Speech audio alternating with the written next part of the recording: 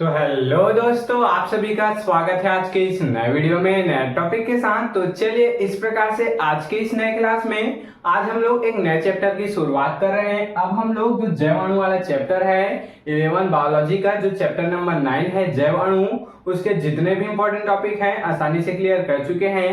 आज की इस क्लास में हम लोग एक नए चैप्टर नंबर 10 कोशिका चक्र और कोशिका विभाजन के बारे में आपको संपूर्ण जानकारी देने वाले हैं। ये जो चैप्टर है कोशिका चक्र और विभाजन, इससे जितने भी इंपॉर्टेंट टॉपिक है उसको हम लोग लाइन से क्लियर करने वाले हैं। शुरू का जो 1-2 क्लास है वो बेसिक सा क्लास होने वाला है, वह इस चैप्टर पर ही क्लास होने वाला है, अर्थात कोशिका चक्र और कोशिका विभाजन पर होने वाला है।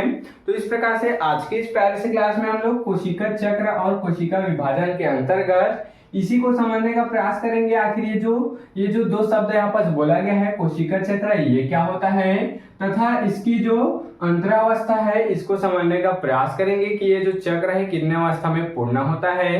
तो चलिए बिना किसी समय गंवाए कोशिका चक्र को समझने का प्रयास करेंगे।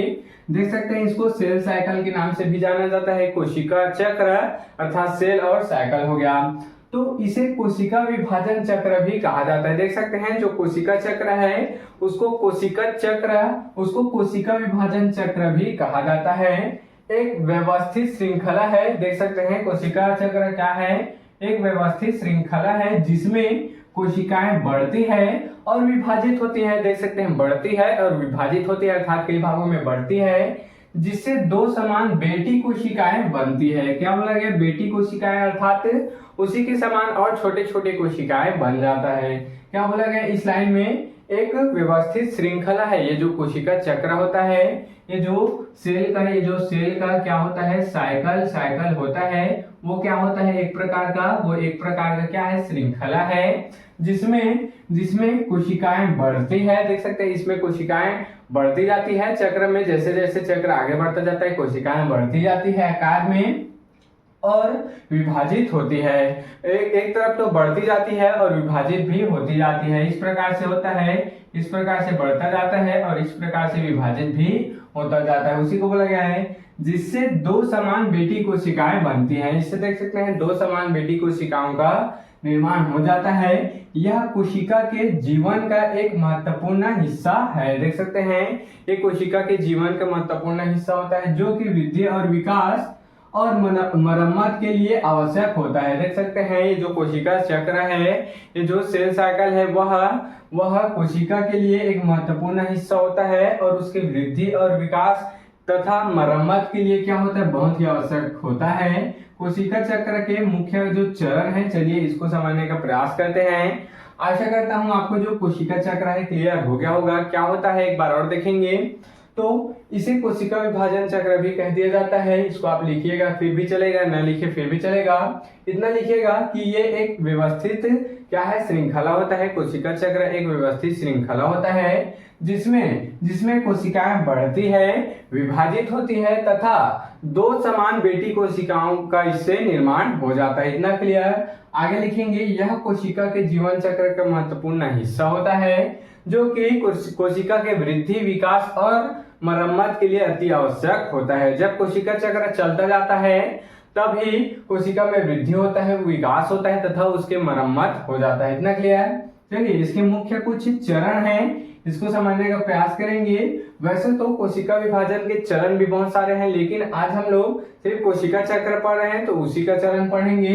तो अंतरा अवस्था क्या है, यहाँ पर अंतरावस्था, तो यह कोशिका चक्र का सबसे लंबा चरण होता है। जो अंतरावस्था है वह कोशिका चक्र का सेल साइकिल का सबसे क्या है, सबसे लंबा यहाँ पर चरण होता है जिसमें कोशिका बढ़ती है। देख सकते हैं इसमें कोशिका क्या होता है, इसमें बढ़ता है, अपने डीएनए की प्रतिकृति बनाती है। देख सकते हैं अपने जो डीएनए है, डीऑक्सीराइबोन्यूक्लिक अम्ल है, जो डीएनए होता है न्यूक्लियस में, उसका क्या कहते हैं, प्रतिकृति अर्थात उसका सेम डुप्लीकेट यहाँ पर निर्माण करते हैं। इस प्रकार से जो डीएनए होता है इसका सेम इसी प्रकार से और यहाँ पर क्या कर देते हैं, इस प्रकार से निर्माण कर देते हैं। इसे ही क्या कहते हैं, इसे डीएनए प्रतिकृति कहते हैं। इतना क्लियर हुआ। और कोशिका विभाजन के लिए तैयार रहते हैं। देख सकते हैं और ये जो कोशिका है इसके विभाजन के लिए हमेशा क्या रहते हैं, तैयार रहते हैं। उसी को बोला गया है कि यह कोशिका यह कोशिका चक्र का सबसे लंबा चरण होता है जिसमें कोशिका बढ़ती है और अपने डीएनए को प्रतिकृति बनाती है। अपने डीएनए की प्रतिकृति अर्थात अपने डीएनए की सेम फोटोकॉपी बनाती है और कोशिका विभाजन के लिए तैयार रहते हैं कौन से अवस्था में? तो अंतरावस्था में। अब ये जो है 3 फेज में पूर्ण होता है। पहले G1 चरण अर्थात फेज, एस फेज और G2 फेज। तो G1 G2 सेम ही है, लगभग सेम। तो क्या होता है G1 चरण या फिर फेज बोल लें तो कोशिका बढ़ती है, वह कोशिका विभाजन के लिए आवश्यक प्रोटीन व अणु बनाती है। क्या बोला गया? इस फेज में जो कोशिका है वह बढ़ जाता है, इस प्रकार से होता है। इस प्रकार से 3 चरणों में यह मान लेते हैं पूर्ण होता है। और G1 फेज में क्या होता है? यहाँ पर G1 ये एस फेज हो गया, ये G2 फेज हो गया। तो इसमें क्या होता है? इस प्रकार से होता है, देख सकते हैं इस प्रकार से। तो G1 फेज में क्या होता है? कोशिका बढ़ती है, इसमें कोशिका बढ़ती है और वह कोशिका विभाजन के लिए आवश्यक प्रोटीन अणु प्रदान करते हैं। प्रोटीन व अणु क्या करती है? बनाती है। एस क्या है? एस फेज क्या हो गया? तो डीएनए प्रतिकृति होती है। इसमें देख सकते हैं इसमें जो डीएनए है डीऑक्सीराइबो न्यूक्लिक अम्ल है, वह प्रतिकृति अपना बनाता है अर्थात अपना फोटोकॉपी बनाता है। और यानी कोशिका का डीएनए 2 गुना हो जाता है। देख सकते हैं जो कोशिका का डीएनए है 2 गुना हो जाता है क्योंकि अपने समान ही एक नए डीएनए का निर्माण कर देते हैं, उसी को प्रतिकृति कहते हैं। तो डीएनए प्रतिकृति होती है। तो तीसरा देख लेते हैं G2 फेज, देख लेते हैं G2 चरण।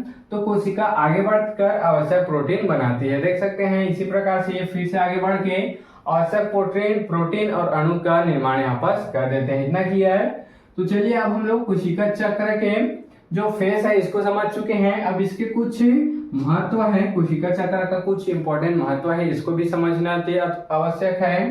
तो कोशिका चक्र जीवों के विकास, देख सकते हैं इसका महत्व क्या है? जीवों के विकास, मरम्मत और प्रजनन के लिए आवश्यक होता है। यह सुनिश्चित करता है अर्थात यह तय करता है कि डीएनए की प्रतिकृति सटीक हो रही है या नहीं और कोशिका विभाजन सही ढंग से हो रहा है या नहीं। इतना क्लियर हुआ? तो ये जो चक्र है इसका बहुत ही महत्वपूर्ण है। ये बहुत ही महत्वपूर्ण है हमारे शरीर के लिए, हमारे कोशिका के लिए, हमारे शरीर की मरम्मत, वृद्धि तथा जो डीएनए है वह 2 भागों में बंट रहा है आसानी से, इसका प्रतिकृति हो रहा है या नहीं तथा उसका विभाजन ढंग से हो रहा है या नहीं, इसके लिए अति आवश्यक होता है। तो इस प्रकार से आज के इस प्यारे से और बेसिक से क्लास में हम लोग क्या समझ चुके? कोशिका चक्र और कोशिका विभाजन के अंतर्गत कोशिका चक्र को आसानी से क्लियर कर चुके हैं। अगले क्लास में कोशिका विभाजन देख लेंगे। तो आप इसका स्क्रीनशॉट यहाँ पर ले सकते हैं।